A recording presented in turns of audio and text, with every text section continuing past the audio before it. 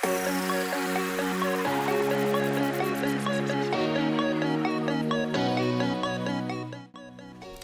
everyone, Happy New Year! It's Chris Zeigler here, the Executive Director of BASIC College Ministries. I'm really excited to be with you today because we're refiring up our Tuesday talks.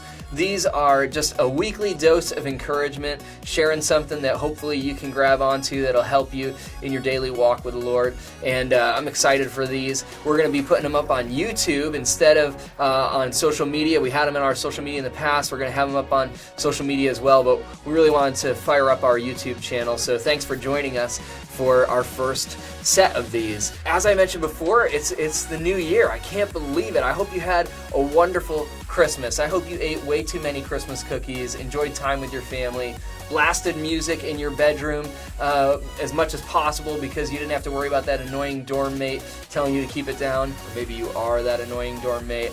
But anyways, I hope you had a great Christmas, and whatever you've been up to, a new year is here. And I can't believe it, but 2018 is come and gone. We're into 2019.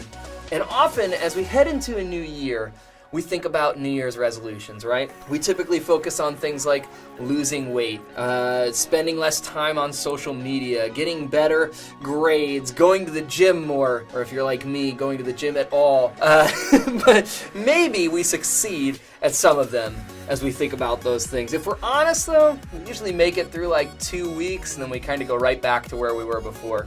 And that's why I tend to avoid the whole resolution thing. It just seems so overdone. And when we think about resolutions, we rarely think of resolutions that have to do with our spiritual life. But it's amazing to think about what could happen in your life if you got intentional about growing spiritually. The thing is, the secret to being intentional is not really that big a secret. It starts with caring. Have you ever noticed when you get a new car, it suddenly seems like everyone around you has the same model? Maybe your parents got a new car when you were growing up, or you got a new car, and all of a sudden you're like noticing every time you're on the road, you're seeing that car somewhere, right? And you're like, man, all of a sudden all these people got trendy like me and wanted to buy the same car. No, it's not what it is. It's just that now you care about it more than you did before because it's something that you have, right? And as self-centered as it is, humans naturally pay attention to the things they care about. Getting intentional about your spiritual life simply starts with caring. You won't put time into developing a relationship with God if you don't care about it. My pastor was recently sharing about what he says to people when they tell him that they want to grow personally, and they ask him, Pastor, how can I be growing? He asks them how they're doing in 4 areas of life, and I think this is just so simple and so easy for us to get. He says, how's your reading life? How are you doing with reading the Bible? How's your praying life? How are you doing with spending time in prayer? How's your serving life? Are you serving in your church? Or maybe for you it's in your basic group or in your community. And how's your giving life? Are you giving much? Are you giving your tithe, your 10% to church? Are you looking for ways to be generous? And maybe as a poor college student, you go, that one's probably lower on the list right now where I'm at. But it's so easy to think about that, though, and look at those 4 ways. I bet as I was saying it, you can look at those 4 different things: reading, praying, serving, giving.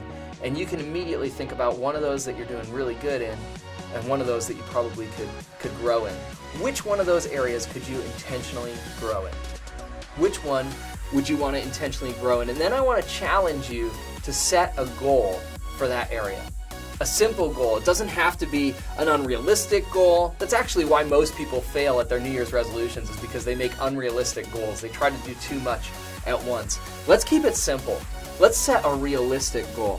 For instance, maybe as I was listing those off, you were saying, I'd really like to grow in my Bible reading. Well, you don't have to make it be this thing where it takes half an hour a day and all this kind of stuff. Maybe for you, you have the time to do that over this break, but why not just set a goal? I'm going to start reading 10 minutes a day during my lunchtime. How simple could that be for you to do that? And all of a sudden, you've started a habit of reading your Bible that you can carry on when you go back to school. I'm just going to read 10 minutes a day. Maybe it's not at the lunchtime for you or whenever. You just find a pocket of time in your day where every day you read 10 minutes. So make sure that you set a goal that's realistic, that's very easily attainable, and something that's specific enough that you can determine at the end of every day if you succeeded in reaching that goal. Like I said, if you say something like 10 minutes a day at this time I'm going to read my Bible, it's very easy at the end of the day to go, did I read my Bible for 10 minutes a day at that time of day today? And it's really easy to know if you hit the mark or not. But this isn't really about hitting the mark. It's about growing personally and spiritually. And I believe that if you can set a goal and begin to develop new habits, this will help you tremendously in growing spiritually and prepare you to go back to your campus in the spring fired up for what God has for you. Thanks so much for being a part of this. Hey, like we said, with this on YouTube now, subscribe below, hit the button below, and in the comments, why don't you share with us what's your one specific goal that you're going to go after as you think about these 4 different areas. Thanks, guys.